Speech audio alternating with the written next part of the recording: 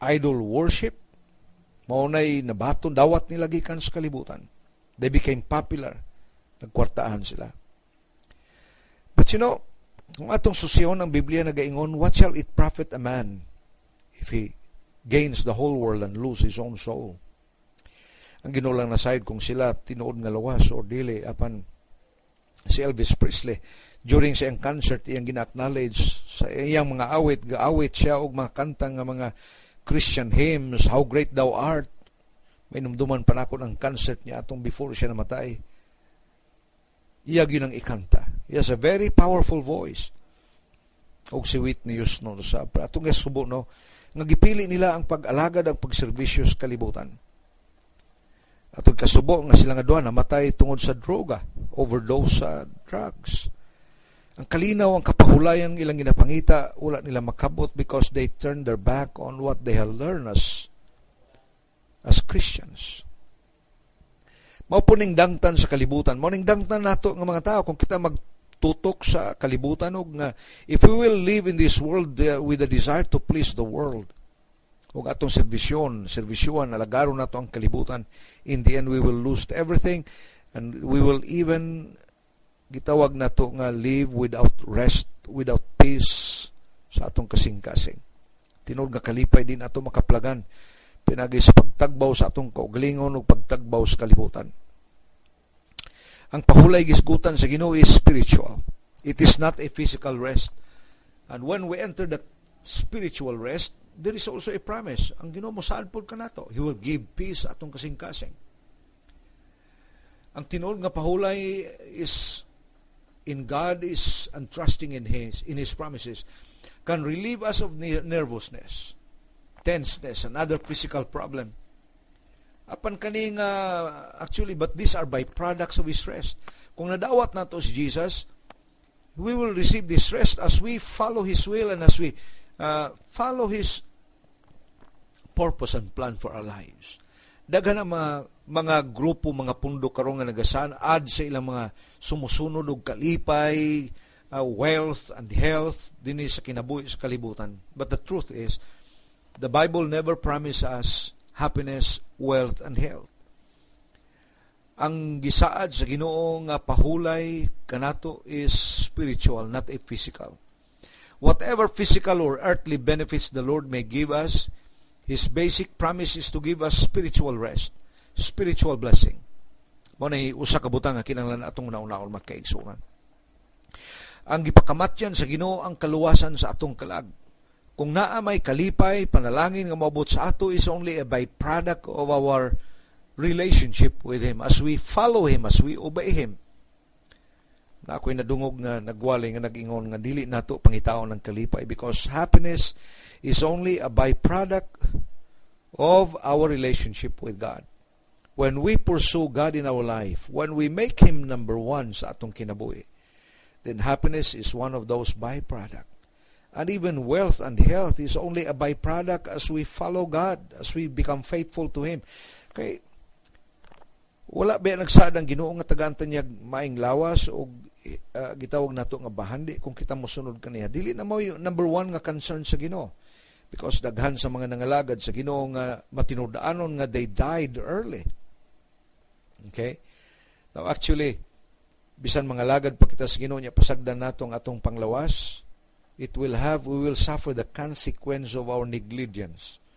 Mabitaw ng Biblia nag-ingon nga ang lawas nato templo sa Dios, ug kung kinsay maghugaw-hugaw ug mag-defile, magpanamastamas sa templo sa Ginoo, him God shall destroy.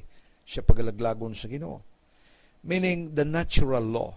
Somebody says you are what you eat. Sama nang you are what you think. Mo ningon sa Bible, di ba? As a man thinks in his heart, so is he.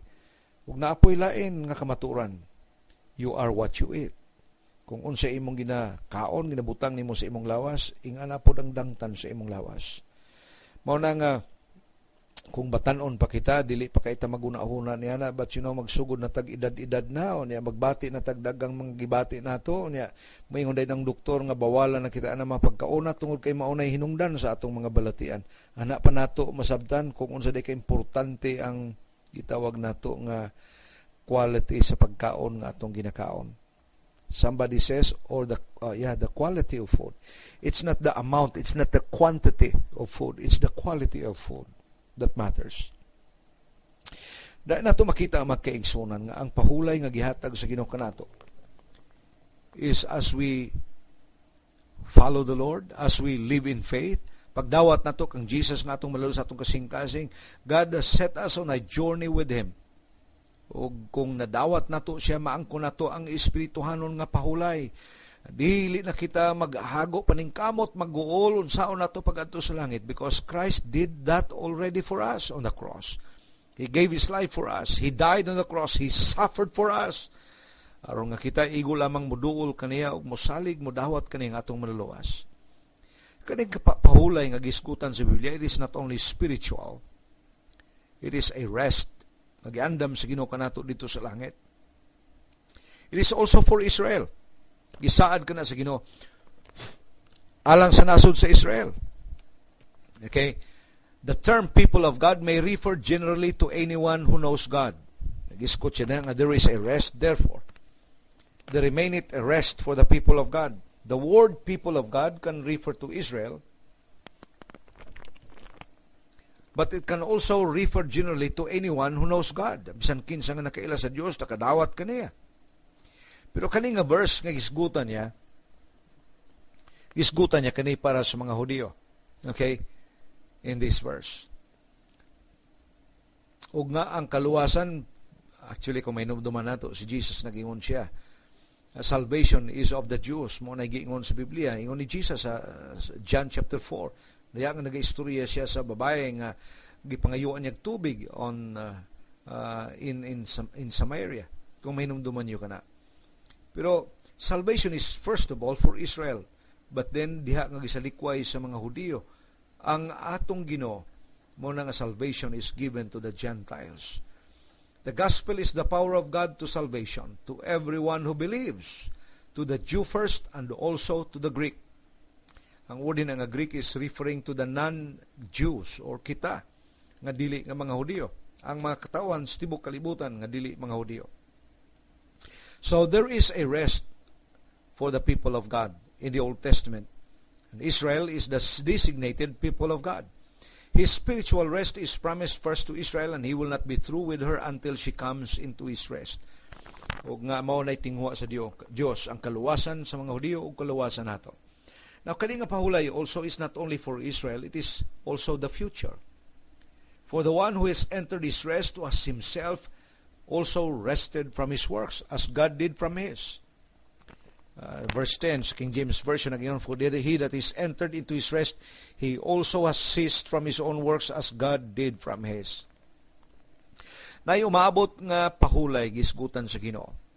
Og pahulay kini nga ma-experience nato tanan diha when we will face God in heaven. Nag-ingon ang Revelation chapter 14 verse 13. Siya, right, blessed are the dead which die in the Lord from henceforth, that they may cease from their labor and that their works do follow them. Na ay pahulay nga umaabot nga adlaw. Adlaw sa atong kamatayon, dili na kita maghahago, dili na kita mag-uol, ug mao kaning panahon nga ang atong magabuhat magasunod kanato kung kita pagadadto na ngadto sa presensya sa Ginoo. Ang Hebrews chapter 4 verse 10 anticipates that final day when we cease from all effort and all work and enter into the presence of Jesus Christ. It includes the promised rest to Israel, the ultimate rest when she and all of God's other people will cease from work and rest as God did when He finished His creation. Mao kanay siya ang tinud-anay nga Sabbath rest.